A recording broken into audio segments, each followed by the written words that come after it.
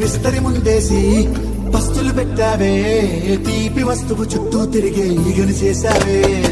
చీచీ చేసి కేలేని మొగుడు గారండాయ్ గుయ్ గుయ్ గుయ్ గుయ్ అంటూ మీదికి రాకుండా కంపెడి పిల్లలతో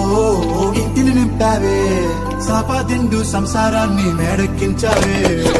ఇరుగు పొరుగు ముందు సరసాలు కెట్టి పడుకోరే కుక్కలాగా మీ వాళ్ళు ఏం చేస్తాం ఎక్కేస్తాం ఇట్టాగే డాబాలు